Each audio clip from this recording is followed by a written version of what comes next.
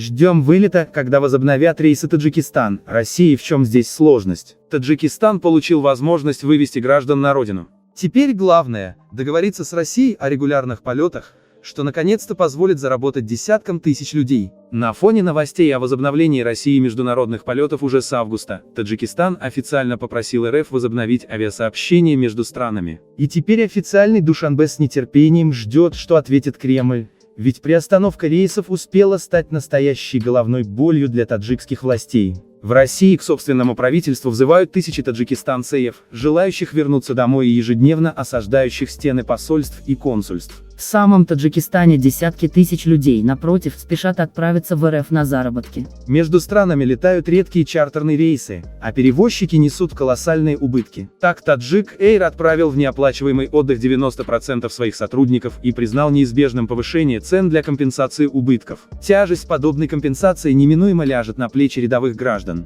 Однако в понедельник, 27 июля, забрезжил свет в конце туннеля. Глава МИД РТ Сираджидин Мухридин сообщил, что Россия разрешила организовать по 2 чартера в день, увеличив общее количество перелетов с 10 до 14 в неделю. Снова на работу! В августе-сентябре сотрудникам МИД предстоит гигантская работа. Им надо вернуть на родину 41 тысячу человек.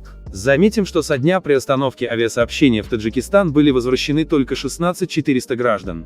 К счастью, полученное разрешение на 2 чартерных рейса в неделю дает возможность, во-первых, перевести в ближайшее время наиболее социально уязвимые группы населения, больных, пожилых, женщин с детьми и учащихся, а во-вторых, снизить градус социального недовольства. Все-таки толпы раздосадованных граждан вокруг посольства имидж работников МИДа не украшают. Однако установление стабильного графика чартерных перевозок и возвращение таджикистанцев на родину – это полдела. Теперь куда важнее дождаться возвращения регулярных рейсов, чтобы и те, кто сейчас находится в Таджикистане, смогли улететь в Россию на заработки. Нехватка мигрантских денег остро ударила по экономике страны. В мае президент Эмомали Рахмон сообщил, что из-за эпидемии коронавируса и закрытия границ объем денежных переводов из России в Таджикистан в марте и первой половине апреля упал на 50%. В итоге республика была вынуждена обратиться в Международный валютный фонд за дополнительной финансовой помощью. Теперь же на фоне новостей из РФ о снятии карантинных ограничений в большинстве регионов и восстановлении строительного сектора и сферы услуг,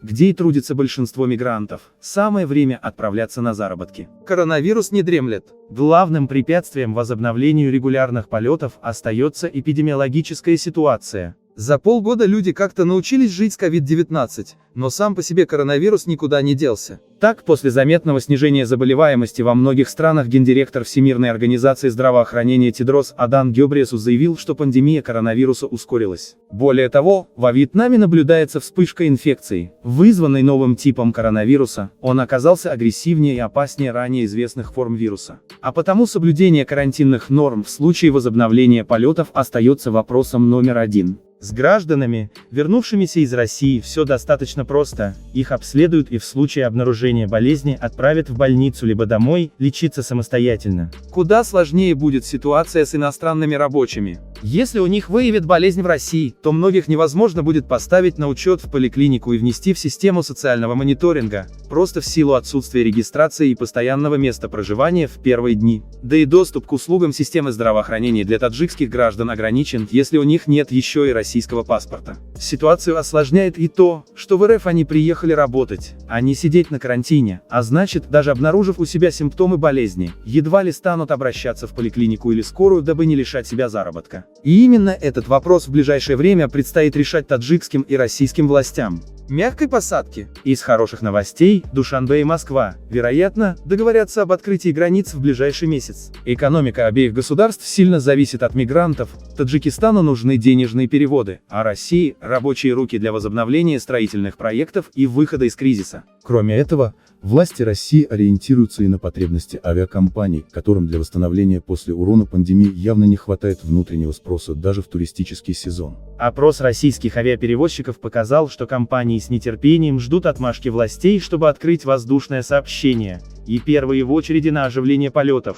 Государства ближнего зарубежья. Страны СНГ – это нам близкие международные перелеты. Возможно, мы сможем начать перелеты туда раньше, чем общую международку, заявил российский министр транспорта Евгений Дитрих. Справедливости ради надо отметить, что сказал это Дитрих еще в конце июня, предполагая возобновление сообщения уже через месяц, чего до сих пор не случилось. Однако нужды экономики и просьбы граждан и бизнеса несомненно способствуют скорейшему открытию воздушных границ.